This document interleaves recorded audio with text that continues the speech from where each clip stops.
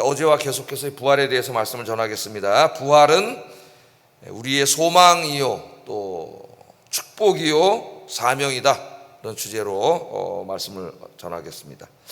자, 예수님께서 이제 사망의 권세를 깨뜨리고 부활하셨습니다. 근데 사람들은 모르고, 제자들도 잘 몰라요. 믿질 않습니다. 여인들이 새벽에 갔다가 와서 이제 빈 무덤을 보고 와서 또 천사를 만나고 그 이야기를 하는데도 믿지 않고, 그 중에 이제 그 글로바 부부, 제자였던 글로바 부부가 실망을 해가지고 이제 낭망하고 절망해서 엠마오로 집으로 돌아가는 중에 부활하신 예수님을 만났죠. 예수님을 찾아가셔갖고 만나서 예수님을 만나고 예루살렘으로 다시 돌아왔어요. 예루살렘에 돌아오니까 제자들이 있고 이제 그 예수님의 죽음과 부활에 대해서 막 이제 서로 이야기를 하고, 여인들이 예수님 부활하신 것을 알고 있다, 우리한테 이야기했다, 이런 말도 하고, 또 이 글로바 부부도 우리가 길가에서 만났다. 그러나 그 제자들 전체가 다 부활하신 예수님을 만난 것도 아니고 지금 그런 얘기들을 막 하고 있는 중입니다. 중에 부활하신 예수님께서 이 제자들이 모인 곳에 찾아오신 거예요. 오늘 본문이 찾아오셔서 하신 말씀입니다. 자, 한번 본문을 보겠어요. 예수님이 찾아오셨습니다. 십자가에서 매달린 것도 다 보았고 죽었어요. 장사도 지냈습니다. 3일이 지났는데, 그래서 막 부활했다는 얘기가 있고, 또 이 사람이 봤다 그러고 막 이제 얘기하고 있는데 예수님이 갑자기 거기 탁 들어왔더니 제자들이 보고 깜짝 놀랐습니다. 깜짝 놀랐어요. 그리고 두려워했다 그랬어요. 성경 말씀을 보면 두려워했는데 왜 그랬냐면 37절 한번 읽어보겠습니다. 그들이 놀라고 무서워하여 그 보는 것을 영으로 생각하는지라. 그러니까 이 유대인들 중에 이제 바리새인들은 부활을 믿었고 사두개인들은 안 믿었다 그랬죠. 사두개인들은 대제사장을 중심으로 성전의 권력을 잡은 제사장 계급들, 이 사람들이 다 사두개인들이에요. 이 제사장, 대제사장, 이 사람들은 부활을 믿지 않습니다. 근데 바리새인들은 부활을 믿죠. 부활을 믿는 사람들이에요. 또 대부분의 사람들이 이제 경건한 유대인들이 부활을 믿습니다. 근데 마지막 때의 부활을 믿어요. 그러니까 기독교랑 똑같아요. 마지막 때에 하나님께서 의로운 사람들을 부활시킬 것을 믿었는데 역사가 진행되는 가운데 죽은 사람이 부활한다는 것은 상상을 하지 못했어요. 생각을 하지 못했습니다. 예수님이 딱 나타나니까 부활했다고 그 부활의 얘기를 하다가 그 부활한 형태가 어떤 형태인지도 잘 몰랐어요, 제자들이. 근데 딱 보니까 예수님이 들어오니까 부활 얘기를 나누고 있었는데 갑자기 부활을 생각 안 하고 뭐라고 생각을 했어요? 영이라고 생각을 했다는 거죠. 영. 우리나라도 비슷한 게 있지 않습니까, 여러분? 전래 동화나 우리나라 이 민간 신앙을 보면은 죽으면 사람이 어떻게 돼요? 호원백이 찾아와가지고 우리 어린이들 그 동화나 뭐 전설 따라 삼천리 그런 거 보면 옛날에 뭐 장화홍룡전 뭐 이런 거 있잖아요. 죽었는데 억울하게 죽은 사람들이 호원백이 막 돌아다니고, 그 사람 살아생전에 이런 몸의 모습으로 막 나타나고 그런 거 좀 비슷하다고 생각하면 되겠어요. 그거라고 하는 게 아닙니다. 그럼 이제 이해하기 위해서 제가 말씀을 드린 거예요. 자, 그러니까 이게 정말 예수님의 영이다, 영이다 그렇게 생각을 한 거예요. 그러니까 두려워한 거예요. 그랬더니 예수님이 영이 아니라는 것을 보여줍니다. 38절 39절 한번 읽어보겠습니다. 시작.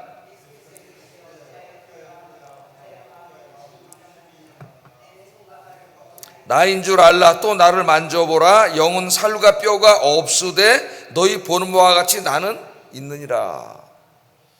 자, 오늘 그 예수님의 모습은 우리가 이제 나중에 부활했을 때 우리의 모습을 어렴풋이 보여줍니다.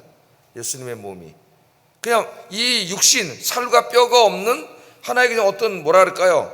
고스트, 유령이라 할까요? 예수님의 뭐 이 정도로 생각을 했는데, 영이라고 생각을 했는데 예수님이 아니라는 거예요. 부활은 그런 게 아니다. 자, 만져봐라. 나중에 도마에게는 손도다, 못 자국나 손도 집어넣어 보게 하셨죠. 그러니까 이 몸인데, 살과 뼈를 가지고 있는 몸입니다. 부활한 몸이 이런 몸인데 이 몸은 아니죠. 부활하기 전에 이 몸은 아니에요. 왜? 이 몸은 죄로 오염되고 파괴된 몸이에요. 그래서 이 몸은 영원히 살 수 없고 이 몸으로는 하나님 나라에 갈 수 없습니다. 천국에 들어갈 수가 없어요. 그래서 그리스도인들도 예수 믿고 구원받은 이후에, 영생을 받은 이후에도 누구나 다 육신의 죽음을 맞이하게 됩니다. 죽어서 어떻게 되는 거예요? 하나님이 새 몸을 만들어 주시는 거죠. 근데 그 몸은 뭐라 그랬어요? 죽지 않고 병들지 않고 늙지 않고 영원한 몸, 하나님과 같은 몸, 신적인 몸이라 그랬습니다. 하나님이 되는 게 아니에요, 여러분. 그럼 기단이 되는 겁니다. 하나님과 같은 몸. 우리가 어떻게 하나님 될 수가 있겠어요? 그런 영광스러운 부활의 몸을 얻게 되는데, 그 몸이 오늘 예수님이 뭐라 하냐면 살과 뼈가 다 있어요. 그런데 뭐가 달라요, 예수님이? 그냥 이렇게 벽이 있는데 그냥 쑥 들어오십니다, 이 안으로. 그래서 우리가 부활의 몸이 어떤 형태일까를 우리가 자세히 알지는 못하지만은 오늘 예수님의 이 모습 속에서 우리가 어느 정도는 우리가 알 수 있다. 그러니까 그냥 어떤 유령이 아니고 이 살과 뼈가 다 있는 이런 형태인데, 이 몸은 아니고 영광스러운 몸, 죽지 않고 병들지 않고 늙지 않는, 변하지 않는 그런 영광의 몸, 하나님 닮은 몸, 그런 몸으로 부활한다는 것을 우리에게 가르쳐주고 있어요. 그래서 우리의 궁극적인 소망이 여기 부활에 있는 것이죠. 기독교는 부활의 종교고 부활절날 태어난 것과 마찬가지입니다.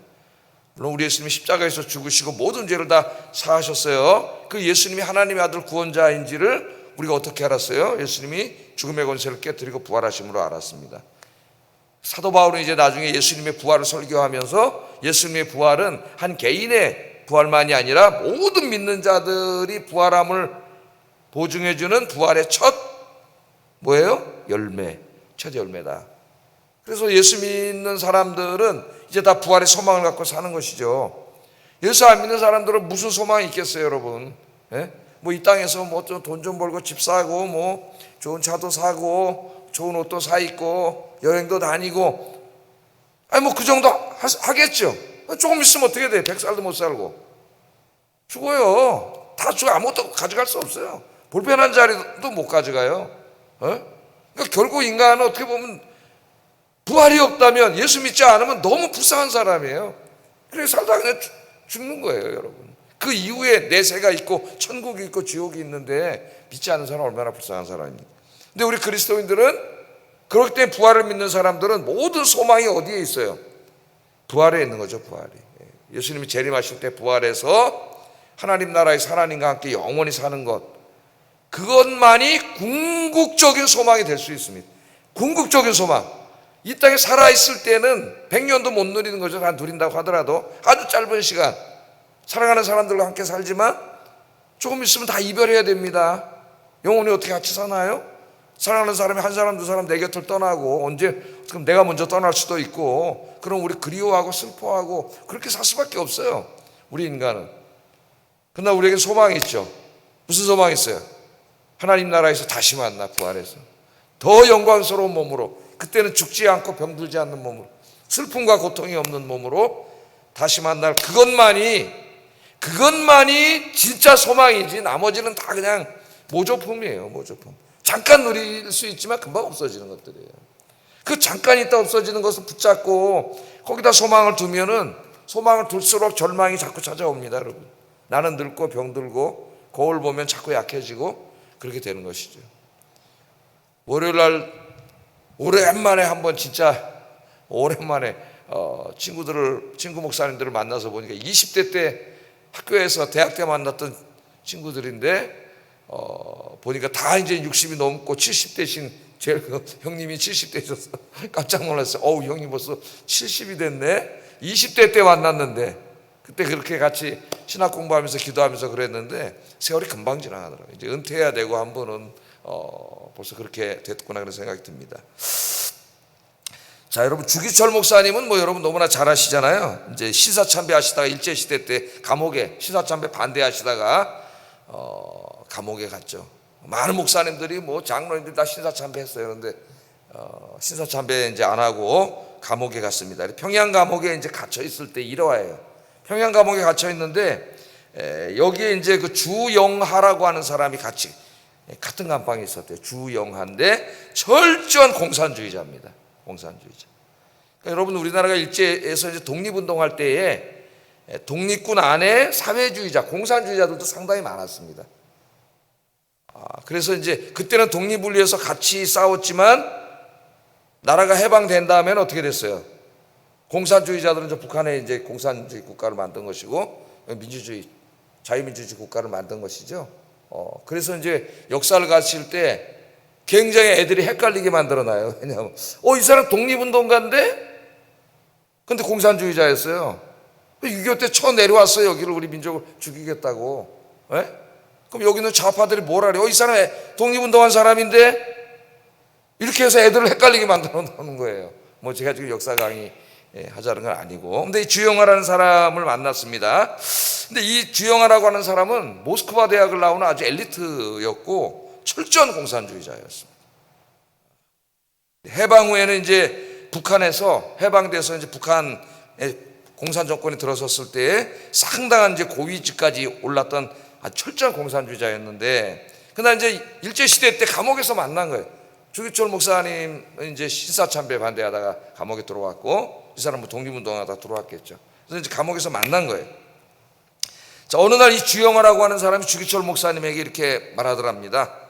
내가 공산주의자가 되기 전에 형님을 만났다면은 예수쟁이가 됐을 것 같아요. 그러더래요.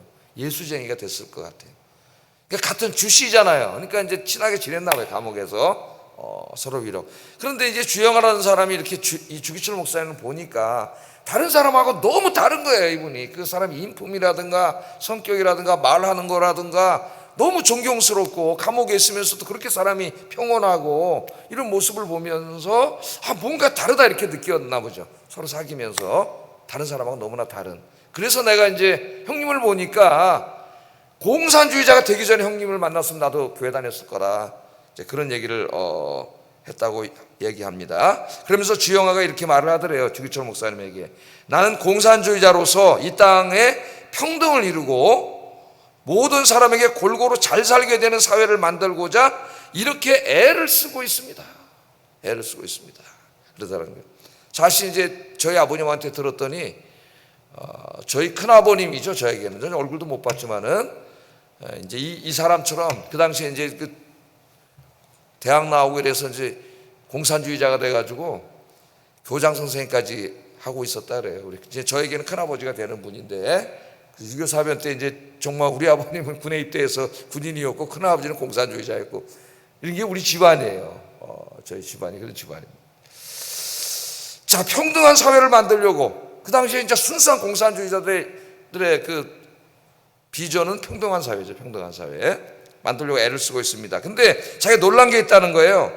자기는 감옥에 들어와서 죽는 게 무섭고 죽음으로 모든 게 끝난다고 이제 생각을 해서 죽음 그런 소망이 없고 무섭고 두렵고 자기는 그런데 놀라웠게도 이제 감옥에 와서 예수쟁이들을 많이 만났는데 예수쟁이들은 이제 시사참배 반대하고 들어온 사람들이죠. 그때 예수쟁이들을 만났는데 죽음 앞에서도 희색이 만면하며 이렇게 썼어요. 희색이 만면하며 하나님 앞에 간다 하면서 죽더군요.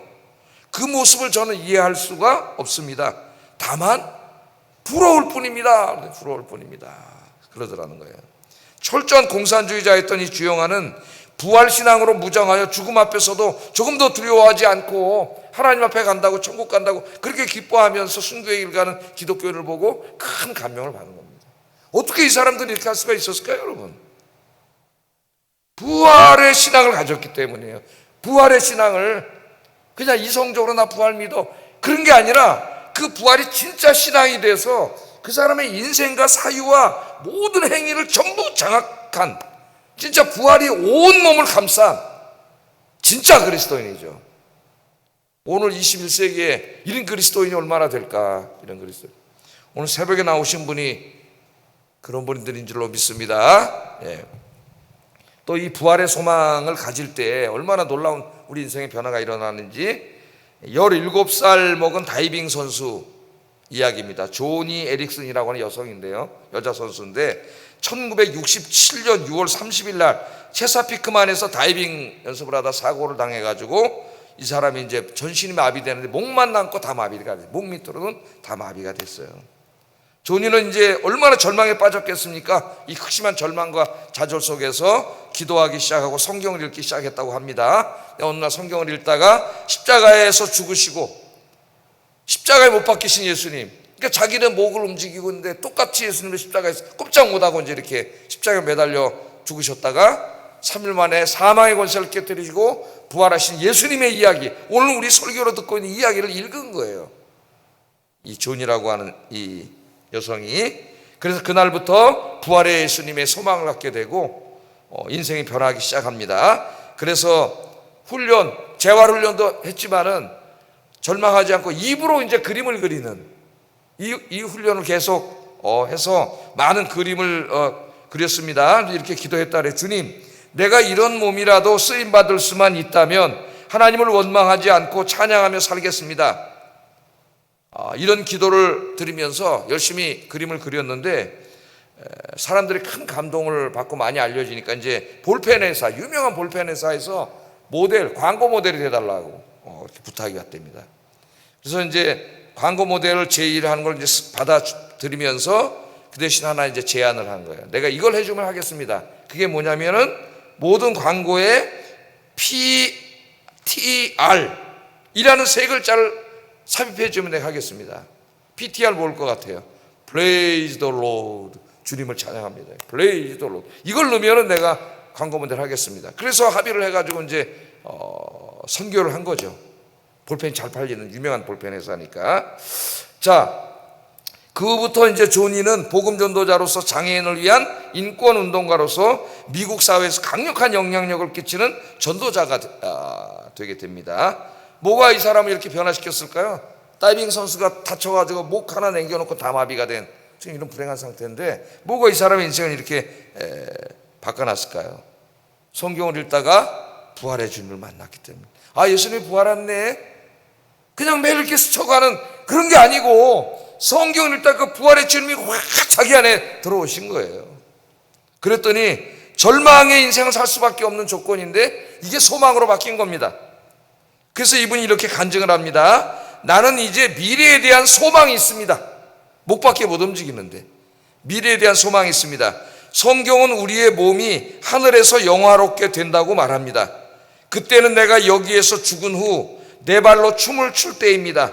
손가락은 오그러들어 구부러져 있고 근육은 쇠약해지고 무릎은 비틀거리고 어깨 아래로는 아무런 감각이 없는 내가 언젠가는 가볍고 밝고 눈부신 의로운 옷 입은 새로운 몸을 가지게 될 것입니다. 할렐루야. 그래서 몸에 이 핸디캡을 가진, 장애를 가진 많은 분들에게 엄청난 위로와 감동을 준 진짜 신앙인이잖아요. 예? 죽음만 생각해도 불안하고 무섭고 공포를 느끼고 많은 그리스도인이 지금도 그렇게 살아가고 있는데 이 부활에 대한 확고한 신앙을 가지고 목밖에 못 움직이는데 이렇게 이런 신앙을 가지고 살아가 있는 간증이 있어요. 여러분, 부활의 소망을 갖게 되면은 이렇게 우리의 현실을 바라보고 내 인생을 바라보는 모든 생각과 관점이 바뀌어요. 그래서 내가 지금 어떠한 상황과 상태에 있어도 소망의 인생이 됩니다. 부활하면은 이런 몸이 아니라 그랬잖아요. 제가 아까 예수님 보여주셨잖아요. 영광의 몸을 누구에게나 다 주셔야 믿는 자들에게. 이 소망을 갖고 살아가시기를 주의 이름으로 축복합니다. 두 번째, 이렇게 부활에 대한 소망을 갖게 되면은 그 다음에 우리 이 현실에서도 찾아오는 게 뭐냐면은 샬롬이 찾아온다 그랬죠. 제가 항상 이야기합니다. 그래서 36절에 예수님이 찾아오시면서 너희에게 평강이 있을지어다. 이게 샬롬이에요. 샬롬. 여러분 인사할 때 이렇게 인사하세요. 앞으로 샬롬. 문자 보낼 때도 샬롬 집사님 오늘 날씨 많이 더운데 힘드셨죠? 이렇게 보내세요. 예? 아름다운 말을 항상 보내세요. 아름다운 말을. 샬롬 너에게 평강이 있을지어다. 그래서 두려움과 불안에 떨고 있던 제자들, 예수님처럼 붙잡혀 죽으면 어떡하지? 막 그러고 있던 사람들의 마음속에 주님이 찾아오셔서 하늘의 샬롬을 주셨습니다. 하늘의 샬롬. 샬롬은 이 땅에 있는 게 아니라고 제가 말씀을 드렸어요. 샬롬은 이 땅에는 없습니다. 이 땅에 있는 거는 모조품 샬롬. 돈 좀 벌고 인생이 좀 잘 되고 자기 꿈이 좀 이루어지고 어디 좀 좋은 데 여행 갔다 오고 좋은 물건 사고 그러면 잠깐 동안, 아주 잠깐 동안 누릴 수 있는 거죠. 예? 그래서 뭐 여러분 핸드폰 새로 나왔어. 그래서 핸드폰 하나 샀어. 한 달이 가져가. 그죠? 한 달이 가져가. 명품백 하나 샀어. 한 달 있으면 그 감각이 다 사라져요. 그런 거예요, 다. 그런데 주님이 주시는 샬롬은 그런 게 아니에요. 힘들고 어렵고 고통스러운 가운데서도 누릴 수 있는 평안입니다. 부활의 신앙을 가진 자만이 누리는 평화. 우리 예수님 이렇게 말씀하셨어요. 평안을 너희에게 끼치노니 곧 나의 평안을 너희에게 주노라. 내가 너희에게 주는 것은 세상이 주는 평화가 아니라 그러잖아요. 같지 아니하니 너희는 마음에 근심하지도 말고 두려워하지도 말라. 오늘 아침에 여러분 기도하실 때에 이 샬롬이 임하기를 주의 이름으로 축복합니다. 새벽 기도 나와서 기도하면 집에 갈 때 뭐가 있어요? 마음 편안해져. 예? 걱정 염려가 있다가 마음이 편안해져. 왜? 기도했잖아요. 하나님이 이루어 주실 걸 믿잖아요. 예? 죽음에 대한 불안도 사라졌어. 기도하고 나서 믿음이 생겼어요. 그러니까 뭐가 찾아요? 마음이 편안. 그때 다 치유가 일어나는 거예요, 여러분. 불안도 물러가고 우울도 물러가고 몸도 건강해지고. 예? 이 샬롬이 여러분 아침마다 임하기를 주의 이름으로 축복합니다. 마지막으로 자, 부활은 아까 뭐라 그랬어요? 맨 처음에 우리의 소망이고 축복이라는 게 지금 샬롬을 누리는 거예요. 샬롬. 세 번째는 사명이다는 우리 모두는 이제 뭐가 돼야 되냐면 부활의 증인이 되라고 예수님 말씀하셨습니다. 그래서 사명이에요. 45절 48절 읽어봅니다. 시작.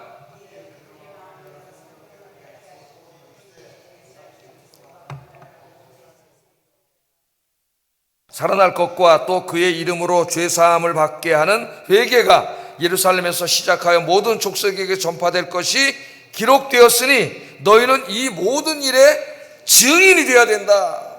증인은 뭐 자기가 본 걸 이야기하는 사람이에요. 예수님이 첫째 성경 엠마오 제자에게도 똑같이 해주셨죠. 성경, 모세, 율법, 창세기, 출애굽기, 레위기, 민수기, 신명기 모든 선지서들 그리고 시가서들 모든 성경은 다 예수님의 구원에 관한 이야기, 십자가에 죽으시고 부활하신 것에 대한 이야기라고 예수님 말씀을 하셨고, 이제 이 죄사함을 받게 하는 회개가 예수님 말씀하신 겁니다. 그 당시에 예루살렘에서 시작되어서 그 다음 어떻게 된 모든 전 세계로 전파될 것이 이미 구약 성경에 기록되어 있다. 놀라운 말을 하셔요. 그러니까 구약 성경을 잘 읽어야 돼요. 구약 성경 읽고 매일 돈 많이 벌고 축복으로만 이렇게 읽으면 안 됩니다. 물론 하나님 복을 주시는 이야기도 많이 나오는데 성경 전체의 이야기가 뭐예요? 예수 그리스도의 십자가의 죽음과 부활을 통한 구원의 이야기가 예루살렘에서 시작해서 이제 거기서 시작했잖아요. 전 세계로 퍼지게 될 것이다. 그것이 성경에 기록되어 있다. 성경에 기록되어 있다. 이렇게 이야기를 하고 있습니다. 자, 그래서 핵심적인 두 가지가 뭐라는 거예요? 예수님 십자가의 죽음과 부활을 통한 제사함과 구원. 이것이 또 하나는 이 구원의 복음이 온 세상에 전파되는 것이다. 그렇게 말합니다. 자, 시간이 돼서 제가 한 가지만 말씀드리고 설교를 마치겠습니다. 최근에 이 주제에 대해서 방대한 책을 쓴 사람이 있는데 몇 년 전에 썼어요. 구약학자인 크리스토퍼 라이트라고 하는 사람입니다. 톰 라이트가 아니에요. 톰 라이트는 신약학자고 이 사람은 이름은 똑같은데 크리스토퍼 라이트예요. 크리스토퍼 라이트. 하나님의 선교라고 하는 위대한, 내가 저 책을 다 읽고 그레이트 북이라고 써놨어요. 뒤에다가 그레이트 북이라고. 그러니까 이분이 이제 구약학자이면서도, 구약학자는 대부분이 좀 자유로운 자유주의학자들이 많은데 굉장히 복음적인 학자면서도 학문성이 굉장히 뛰어난 공부를 많이 한 분이면서도 인도 선교사로서 선교사였던 이분이. 그러니까 이 마인드가 선교사 마인드예요. 복음 마인드예요. 이 책에 보면은 시편과 이사야 이런 선지서도, 오늘 예수님 말씀하셨잖아요. 모세글과 선지서와 모든 성경, 성경이 나에 대해서 기록된 것이고 십자가의 죽음과 부활에 대해서 기록된 것이라고.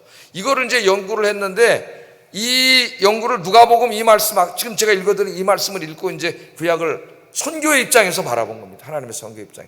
그래서 이사야서 시편을 이게 쭉 강해를 해놨는데, 연구를 해놨는데 이 책을 읽고 제가 엄청나게 많은 걸 깨달았어요. 성경을 보는 눈이 확 열리고, 이런 눈으로 구약 이사야서를 이제 저도 강의를 했고 뭐 다 했는데, 그러다 보니까 정말 그 성경 안에 하나님께서 아브라함과 후손들을 통해서 또 아브라함의 후손에 이제 그 완성 예수님이시죠.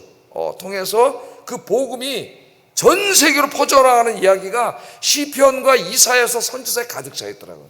그걸 못 본 거예요. 하나님 눈을 열어주셔야 보는 거예요. 예.